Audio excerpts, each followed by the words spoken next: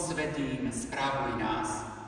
Požehnanie v každom čase dávaj naše na dielo, aby ono nám na spásu i Tvojej sláve slúžilo. Amen. V mene Boha Otca i Syna i Ducha Svätého. Amen. Milí vzácni bratia a sestry, vierou Ježiša Krista, dovolte mi, aby som vás privítal na dnešných službách Božích. Dnes je 13. nedeľa po Svätej Trojici. Od nadpis týchto služieb Božích znie Môj blížny. Je to zároveň nedeľa služby Božie, kedy chceme s Božím menom na perách otvoriť nový školský rok 2023-2024. Aký druhý podnadpis týchto služieb Božích preto znie Pri nohách Pánových. Dnešné služby Božie otvoríme predspevom Najsvätejší. Dnešné služby Božie budú skrátené o epištolu a jednu pieseň. Po oznamoch a apoštolskom požehnaní príjmu tu pri oltári požehnanie deti, žiaci, študenti, pedagógovia. Nech nás aj tieto služby Božie posilnia a utvrdia v spoločnej spásonosnej viere Ježiša Krista, toho, ktorý povedal: dovolte dietkam prichádzať ku mne a nebránte im, lebo taký je kráľovstvo nebeské.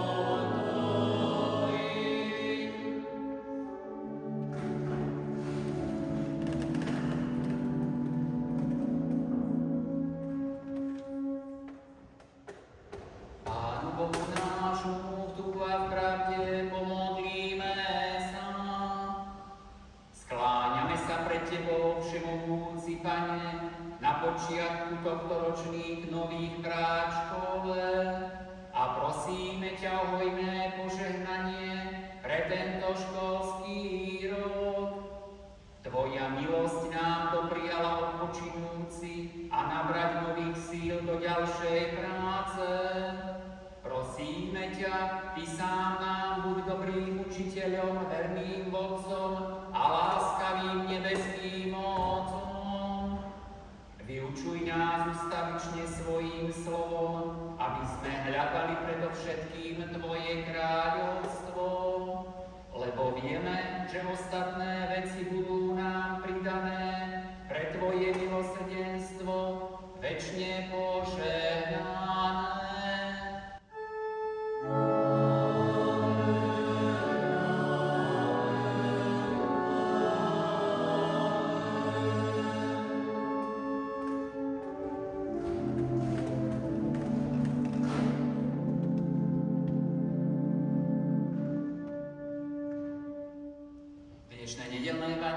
Ježíša Krista napísal evanjelista Matúš v 19.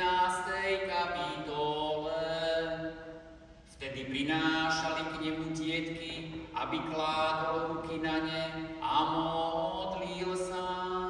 Ale učeníci im dohovárali. Ježiš však riekol, nechajte dietky a nebráňte im prichádzať ku mne, lebo takýchto je kráľovstvo nebeské. I skladal ruky na ne a potom odišiel odtiaľ.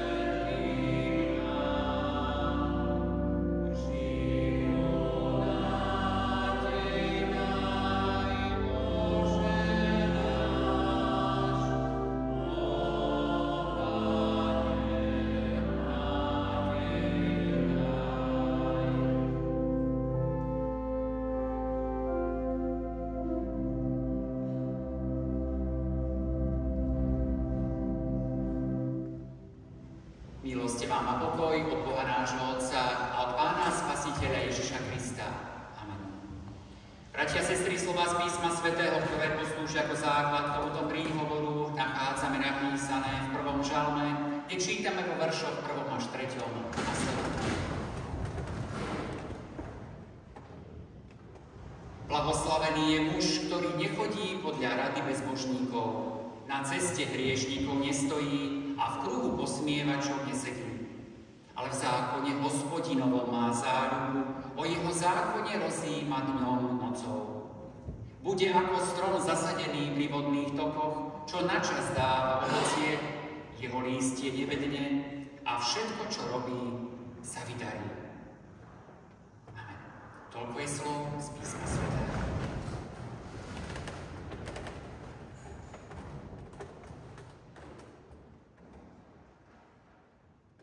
Milí vzácni bratia a sestry, vierou Ježiša Krista, milé deti, žiaci, študenti. Dnes je 3. september a to je neklamný znak toho, že po období sladkých prázdnin prichádza pre žiakov a študentov školský rok.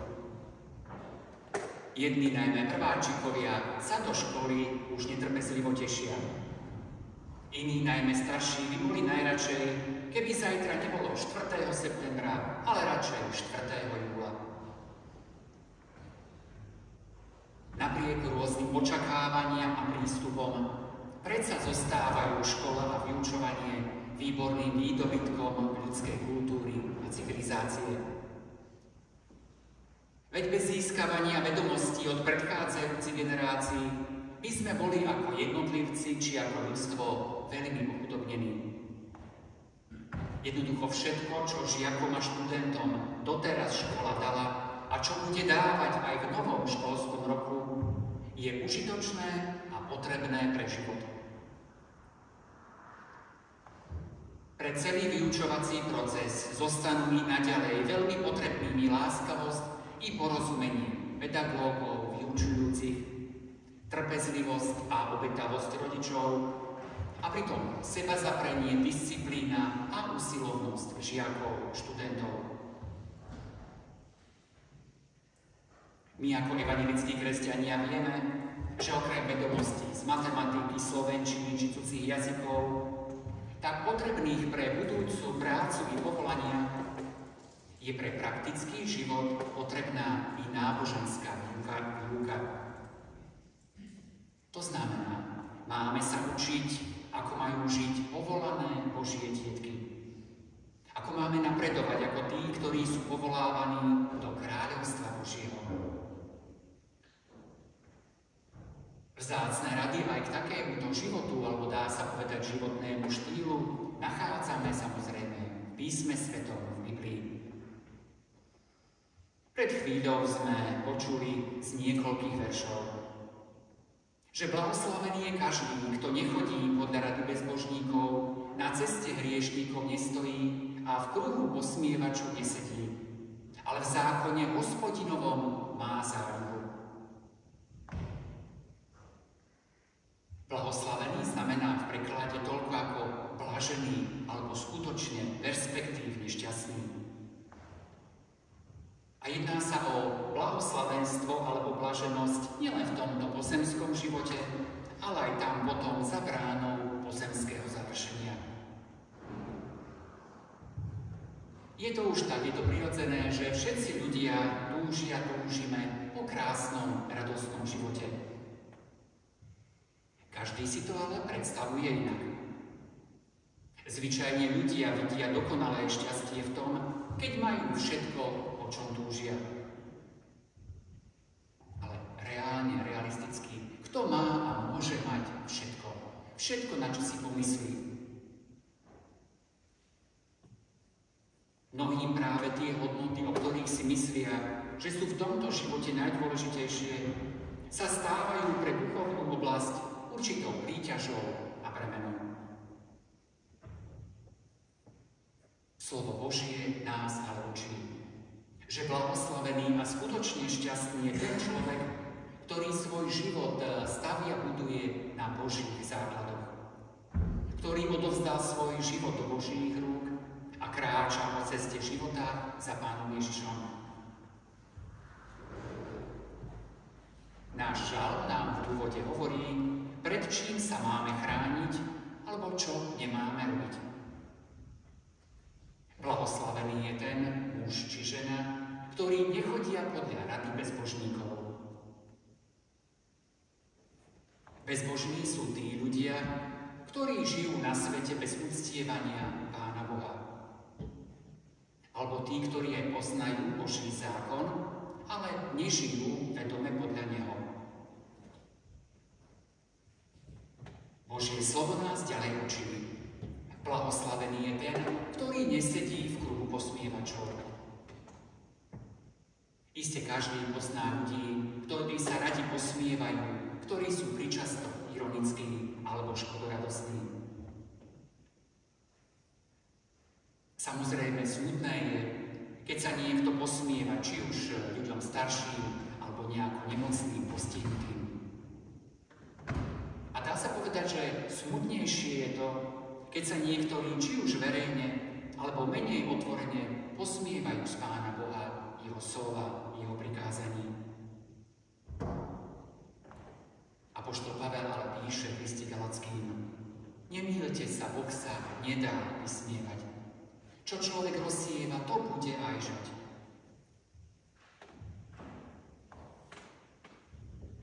Je možné, reálne, že aj my, ktorí veríme v trojjediného Pána Boha, sa či už v škole, na internátu, v zamestnaní, stretáme, či budeme stretávať s tými, ktorí sa budú nám posmievať pre našu vieru. Ktorí budú mať posmech z toho, že veríme v Pána Ježiša Krista. Že sme tí, ktorí sme pozadu. Áno, mnoho je takých, ktorí sú terčom takýchto urážok alebo posmechu. Či už pre vieru alebo návštevu služieb Božích. Opäť zdôrazňujem podobne ako písmo, nech nás to nepomýli na nami nastúpenej dobrej ceste. Teraz počúvajme, čo máme robiť, ako máme žiť, aby sme boli blahoslavení. V 2. verši čítame, že blahoslavený je ten, ktorý má záľubu v zákone Hospodinovom a o jeho zákone rozjíma dňom nocou. Žiaľ, my si pojem zákon vykladáme v tom zmysle, že je to niečo iba prísne, tvrdé, nepríjemné. Lebo zákon prikazuje, ty nesmieš, ty musíš. Ale z nášho textu vanie iný hlas, že si blahoslavený, ak smieš ísť Božou cestou. Ak máš vedomie o tom, že si povolaný Pánom Bohom, že ty si počul, poslúchol jeho hlas. A táto cesta života je o mnoho lepšia, perspektívnejšia ako všetky iné spôsoby života. Boží zákon znamená v preklade ukazovateľ, smerovka. Aj ten, kto je vodič, tak vie, že pri ceste neznámym krajom sú okrem navigácie dobrou pomôckou, či už smerovky alebo informačné tabule. Podobne takým dobrým, vzácnym ukazovateľom cesty, dobrým radcom je Boží zákon, Božie prikázania, Božie rady. A Pán Ježiš pravý, Boží syn pravý, človek povedal, že on prišiel naplniť Boží zákon. To, čo vidíme v jeho diele, to je pre nás ten ideálny ukazovateľ cesty životom. To, čo má svoj cieľ v dokonalom nebeskom kráľovstve. Zákon teda nie je na ťarchu, ale je skôr prameňom radosti a obživujúcej moci. Dôležité je byť čím častejšie pod dotykom, pod vplyvom Božieho slova. Či už doma, v škole, na besiedke, v práci, v spoločnosti. A riadiť sa všade tým, čo sme spoznali ako Božiu vôľu. Žiť podľa Božej vôle môže najmä ten, kto pozná ako teóriu Božie slovo. A Božie slovo počúvame nielen takto v chrámových zhromaždeniach, ale môžeme aj doma na čítaní, štúdiu, na hodinách náboženskej výchovy, na podučkách, na besiedke, alebo aj na biblických hodinách dorastu mládeže. mládeže, dospelých. Preto či už mladí alebo starší, vyhľadávajme tieto príležitosti a buďme šťastní, že je čas náboženskej slobody, že môžeme aj takto napredovať, duchovne rásť. Že vieme, že sa môžeme opierať o pomoc niekoho, kto je nad bežné, fyzikálne, prírodné zákony. Blahoslavený človek je ako strom, ktorý je zasadený pri vodných tokoch. Dobré stromy nerastú niekde na púšti, bez vody, bez vodných podmienok. Vieme, že dobrý strom musí mať dobrú pôdu a stály prísun vlahy. Táto pravda je teda vyjadrená v obraze stromu, ktorý je zasadený či už pri potoku, či rieke, alebo pri nejakom systéme a má vždy dosť potrebnej vlahy. Všetci vieme, že voda je podmienkou života. Že voda umožňuje nielen náš pozemský život, ale umožňuje aj stromu, aby prinášal ovocie. Takou vodou života je pre veriaceho človeka slovo Božie. A blahoslavený človek nerastie iba tak sám od seba. Podmienkami nie sú len hmotné veci, ktoré takisto potrebujeme k životu a prijímame ich ako dary našej práce, ale aj tie duchovné veci, duchovné hodnoty. Ovocie Ducha Božieho budeme prinášať vtedy, keď sa aj pri nás budú uplatňovať hodnoty a zásady, ako viera, láska, nádej, modlitba a samozrejme Božia milosť, ako také slnko.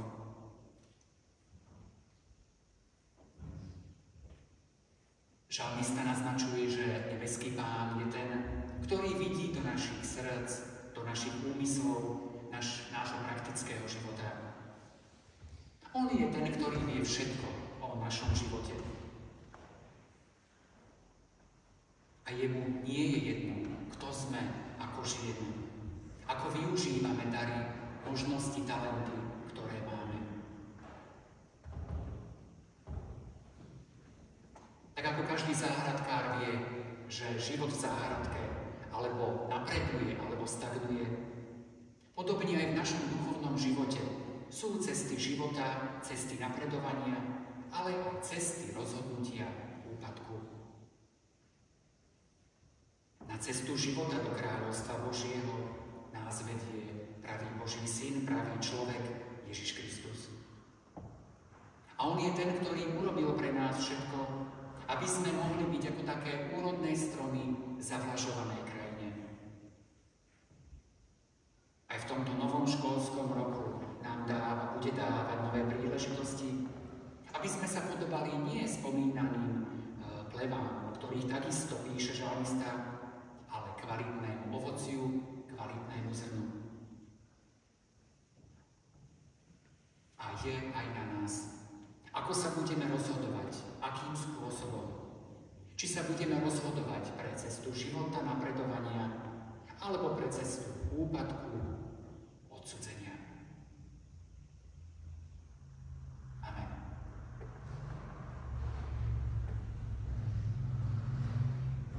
Pomodlíme sa takto v duchu a v pravde. Nebeský Pane, dokonalý Bože, my tu zhromaždení, deti, žiaci, študenti, starší, ťa aj v tejto chvíli zvelebujeme a oslavujeme za Tvoju úžasnú múdrosť, ale i milosť a otcovskú lásku. Keby si bol čitateľný a zrejmý, nevážili by sme si ťa a pokladali za koho si obyčajného.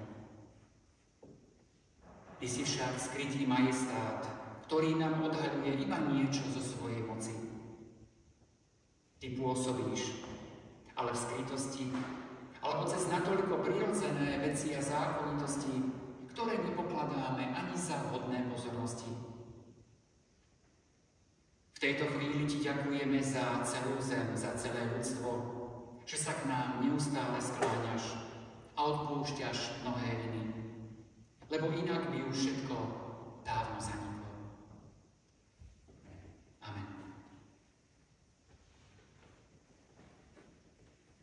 Pri svojom životnom jubileu predstupuje s vďakou pred Boží trón v úprimnej modlitbe za doterajšie požehnanie, ale i prosbe o ďalšie vedenie, náš nemenovaný spolubrat vo viere. Pane všeho míra, úprimne ďakujem, že ma v dekádach žitia požehnávaš a mňa sa zastávaš. Len dobrota a milosť nech ma ďalej v živote mojom sprevádza stále. Chcem v dome svojho Boha bývať, dnes i na veky jeho meno vzývať, a to v srdca chvále. Bože stvoriteľu, Bože vykupiteľu, Bože osvetiteľu, v kruhu zbožných v cirkvi i v kruhu svojej rodiny blízkych ďakujem za doteraz prežité roky, dekády života. Ďakujem za všetok čas, za túto školu života, za všetko, čo budovalo, za to, čo viedlo k trpezlivosti, vyskúšanosti a nádeji. Dokonalý Bože, svoju vďaku vyjadrujem za to, že Ty si blízko každému jednému z nás. Ty si blízko s otcovskou spravodlivou pravicou, ale i materinskou láskavou náručou. Drahý Pane Ježiši Kriste, ďakujem Ti za Tvoju milosť, ktorú mi dávaš a ktorou ma požehnávaš. Ďakujeme Ti, že nás nieraz zachraňuješ pred ťaživými, bolestivými situáciami a zároveň nám dávaš príklad a pozývaš súcitiť s inými. Ďakujeme za vieru podobnú tej stotníkovej, cez ktorú očakávame na Teba a ktorou sa snažíme pomáhať iným znášať ich kríž. Ty živý, konajúci, činný Boh, chceš žiť i konať v nás. Veriacich v Teba nazývaš Božím chrámom, v ktorom prebývaš. Ty nás oslovuješ rôznymi životnými situáciami a zároveň k nám privolávaš cez slovo písma. Dnes, ak počujete jeho hlas, nezatvrdzujte svoje srdcia. Ďakujem za život a sily, ďakujem za možnosť občerstvovať slovom i pomôcť prácou. Aj v čase tohto okrúhleho jubilea sa vkladám i so svojimi najbližšími do Tvojich svätých, milostivých rúk, lebo Ty si Pán pánov a kráľ kráľov, ktorého moc nemá hraníc. Amen. Do Božích rúk sa vkladá i pozostalá sestra Emília Podimáková s rodinou i ostatná pozostalá rodina, s ktorých drahým bratom, ujom a príbuzným Milanom Poliachom sme sa rozlúčili v tejto časnosti v pondelok 28. augusta na cintoríne na Dubkovej v jeho veku 65 rokov. Môj Pane, ako slnce jasné, zapadne život človeka. Keď stemnie sa a život zhasne, aj každá ľudská útecha. Ale Ty buď mi nádejou v živote a svetlom v každej temnote. V Trojici jediný Bože a Pane, v tejto chvíli rozpomienky na spolubrata vo viere a pre rodinu brata, uja príbuzného si výraznejšie uvedomujeme, že ľudský život je ako taká krásna mozaika, ako vzácny obraz, ako krehké motýlie krídlo. Či je ľudský život dlhý alebo krátky, či ho máme krátko, či to sítosti, predsa len tu na tomto svete sme iba vzácnymi hostiami. Jedenkrát sa stane, že niekto odíde skôr, ako by sme čakali, a miera dní vyprší skôr, ako by sme predpokladali. Na základe písma vieme, učenia cirkvi, že od pádu prvých ľudí vnikol do raja, priam do celého univerza hriech. Hriech, ktorý podobne ako vírus robí zmetok zlé veci počítače. Ľudstvo odvtedy pozná bolesti, choroby, rozbroje, odsudzenosť, pozemské odchody. Nech je to s nami a vôkol nás akokoľvek, stále sme cez slovo písma a hlas Ducha Svätého ticho, trpezlivo nabádaní ku duchovnej bdelosti, pripravenosti, zmieru s Bohom i ľuďmi. Celý ľudský život je jedným veľkým bojskom, možno ihriskom, kde nás chce získať na svoju stranu dobro či zlo. Je to jedna veľká dráma, ktorej šírka sa nedá vystihnúť ľudskou mysľou či duchom. My vidíme iba to, čo je navonok, ale nevidíme do ľudskej mysle vnútra našich rozhodovaní, motivov. To vidíš iba Ty, dokonalý vševedúci Bože, Pane, sudca živých i zosnulých. Svätý Pane, prebudzaj v nás i naďalej vedomie pokory pred Tvojou tvárou, pred Tvojou svetou horlivosťou. Ďakujeme za všetko to dobré, čo sme mohli smeli prijať za života nášho spolubrata vo viere a drahého príbuzného. Zároveň ako spoločenstvo prosíme o sprevádzanie ušialenej pozostalej rodiny, príbuzných, stieranie slz z očí a pridávanie pokoja, ktorý prevyšuje náš ľudský úm. Amen. A ešte takto k Tebe voláme. Oče náš, ktorý si v nebesiach, posväť sa meno Tvoje, príď kráľovstvo Tvoje, buď vôľa Tvoja, ako v nebi, tak i na zemi. Chlieb náš každodenný daj nám dnes a odpusť nám viny naše, ako aj my odpúšťame vinníkom svojim. I neuvod nás do pokušenia, ale zbav nás zlého, lebo Tvoje je kráľovstvo, i moc, i sláva na veky. Sláva Bohu Otcu, i Synu, i Duchu Svätému, ako bola na počiatku, i teraz, i vždycky, i na veky vekov. Amen. Bratia a sestry, ešte si vypočujte nasledovné oznámy. Po skončení týchto služieb Božích prosím prítomných členov nášho spevokolu Prameň, aby zotrvali pri východe z chrámu na krátku poradu. Pri východe z chrámu si môžete prezrieť výstavku ilustrácií našich žiakov prvého stupňa základnej školy z hodín náboženstva za uplynulý školský rok.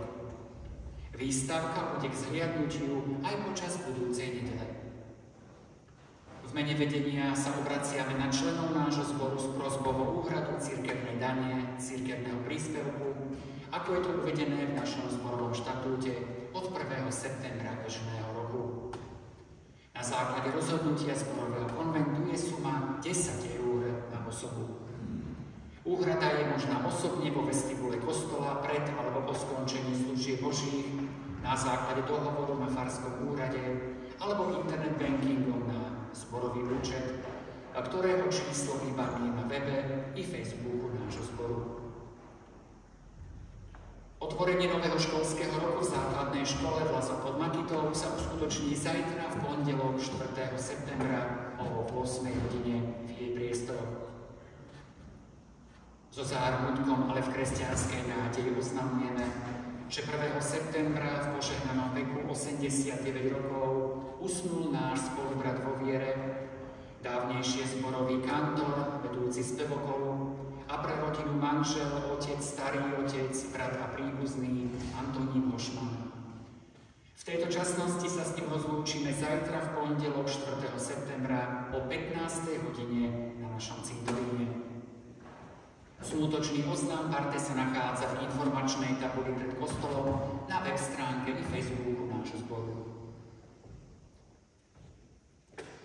V útorok takisto o 8. hodine sa uskutoční v našom chráme, najmä pre žiakov, rodičov a pedagógov našej základnej školy, ekumenická pobožnosť pri otvorení nového školského roka. Na termínoch podučiek konfirmačnej prípravy sa dohodneme v škole v stredu. Stretnutie dorazku bude v piatok o 17:30 a stretnutie mládeže v sobotu o 19. hodine. Obec Lazy pod Makitou pri príležitosti 425. výročia prvej písomnej zmienky pozýva budúcu sobotu, nedeľu 9. a 10. septembra na kultúrno-spoločenský program, v ktorom vystúpia okrem iných Sima Magušinová, folklórne skupiny z našej Púchovskej doliny či Dubnické divadlo. Plagát sa nachádza pred obecným úradom na web stránke obce, web stránke i Facebooku nášho zboru. Celý program bude zabezpečený v kultúrnom dome a vstup je voľný. 164. výročie pamiatky posvetenia nášho chrámu si pripomenieme v tú istú nedeľu 10. septembra na 14. nedeľu po Svätej Trojici o 10:45 v našom chráme. Počas tých slávnostných služieb Božích vystúpi náš spev okolo pramení. Sviatosť Večere Pánovej sa bude prisluhovať v kostole o 9:15. V tú nedeľu sa nebude konať detská besiedka. Po týchto oznamoch a prijatí apoštolského požehnania príjmu deti, žiaci, študenti, pedagógovia, učiteľky besiedky požehnanie tu pri oltári. Z Milodárov nemenovaný spolubrat pri svojom životnom jubileu venoval Milodár 100 eur na dokončovacie práce na zborovej miestnosti. Pozostalá rodina pri čerstvej rozpomienke na svojho drahého Milana Poliacha venovala Milodár 100 eur takisto na dokončovacie práce na zborovej miestnosti. Úprimného a štedrého darcu miluje Boh. Ešte príjmite požehnanie a pokoj Boží, ktorý prevyšuje každý ľudský rozum, ten nech hájí zachová naše srdcia a mysle v Kristu Ježiši našom Pánovi, požehnanom odteraz až na veky vekov. Amen.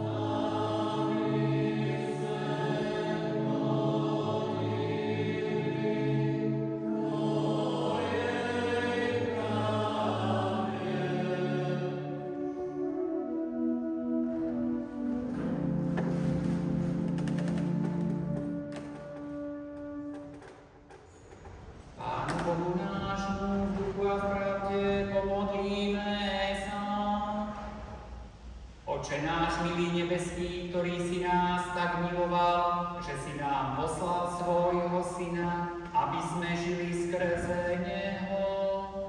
Nedaj nám nikdy zabudnúť na to, že tento dlh lásky máme splácať Tebe i svojim blížnym. Nech je zjavné na nás, že Ty prebývaš v nás a Tvoja láska je v nás prítomná. Tak vytvoríme na tejto zemi spoločenstvo, v ktorom pocítime už tú požehnanú prítomnosť Tvojho kráľovstva lásky. Nedaj nám pochabnúť v horlivosti, v modlitbách, v evanjelicko-kresťanskej jednomyseľnosti, ale daj nám milosť veseliť sa v nádeji na nápravu života časného a na dokonalosť života večného.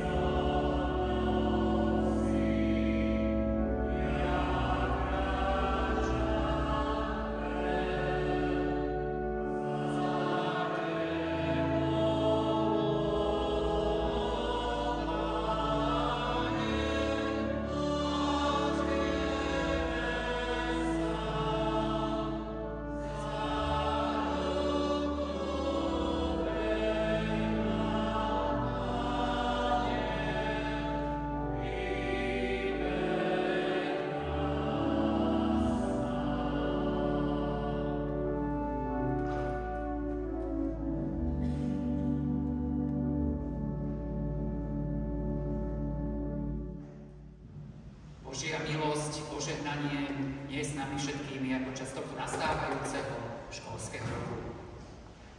Ďakujem za vašu účasť, nech vám nebeský Pán odplatí na darok tela, ducha, Pán je s vami.